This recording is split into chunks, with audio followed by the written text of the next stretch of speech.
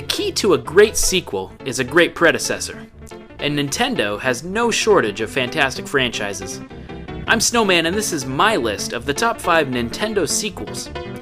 These sequels take everything that was enjoyable about the original and just gives us more. Now, I'm shocked that there are people in the world that still can't comprehend the concept of personal opinion, but I'll say this to them: I'm sorry if your favorites aren't on this list. It happens. Get over it. Now let's just go ahead and get started. 5.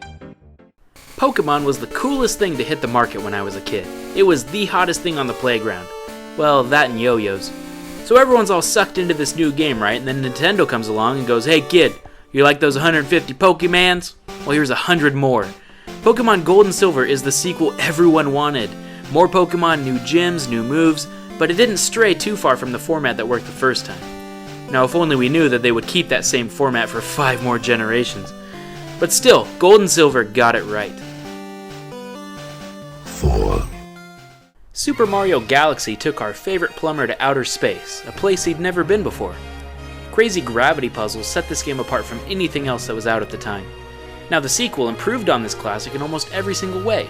More levels, new power-ups, they brought Yoshi back, and a more streamlined level progression. I didn't think they could improve this Mario game, but then they did. It's just an all-around fun experience, and that's what matters.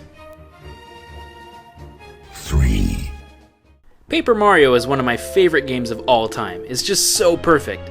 I actually never had a GameCube as a kid, so when a friend told me about the Thousand Year Door, I hadn't even heard of it.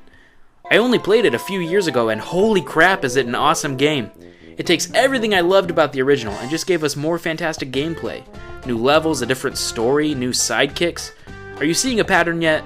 Without changing what we love about the originals, a great sequel just gives us more innovation, and Thousand Year Door does that perfectly. 2.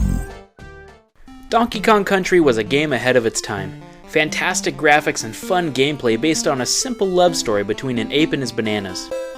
Now DKC2, that's Diddy's Conquest, you see that pun there? See that? See what he did there? They did everything better. It's hard to introduce a new character and have them liked, but Dixie has this new floating ability and controls better than Donkey, so both characters are fun to play as. Secrets were more tangible in the form of bonus coins, which you then could use to unlock an entire different secret world with a secret ending too.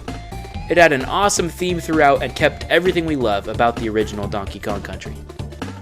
Now before we get to number 1, let's take a look at an honorable mention that I just had to put on this list. Super Smash Bros. Had the perfect idea for a game.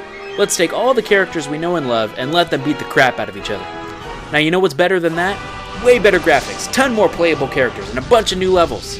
Melee, which is still regarded as the best in the series, took a novel idea and expanded it to perfection. Now again, I didn't have a GameCube growing up, so I never really had the nostalgia for this one, but it's still a very fun party game. 1. Banjo Kazooie! Now I can hear the complaints in the comments all the way from here. You can't be serious! This game is not aged well! Look at it! Take off your rose-tinted glasses, snomaN. Now you listen here, obese commenter. I'll have you know that I actually never played Banjo Kazooie as a kid. I loved Banjo Kazooie, it's one of my favorite N64 games of all time, but I actually never played the sequel until just a few years ago. I actually played the remastered version on the 360, so I never really saw the outdated graphics. All I saw was everything I loved about the original expanded to a whole new adventure. Oh hey, you know GoldenEye, which is super popular at the time? Here's some FPS stuff, as well as awesome multiplayer. Oh, you liked all these moves you could do with Kazooie? Here's a million more. You liked all these cool worlds to explore? Now all the worlds are 3 times as big. Remember how you could turn into an animal every once in a while? Yeah, now it's on every level. You can even play as Mumbo. I haven't even mentioned the best part, Stop and Swap.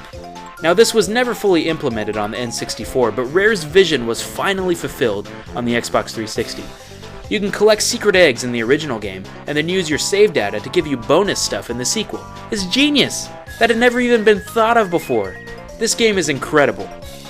Now I would have gotten 100% completion in this game too, if it wasn't for one little race. This is impossible! But hey, thanks for watching, and I'm sure you have your own favorite Nintendo sequels too, so go ahead and put those in the comment section below. If you enjoyed this video, why don't you go ahead and, maybe like and favorite this video?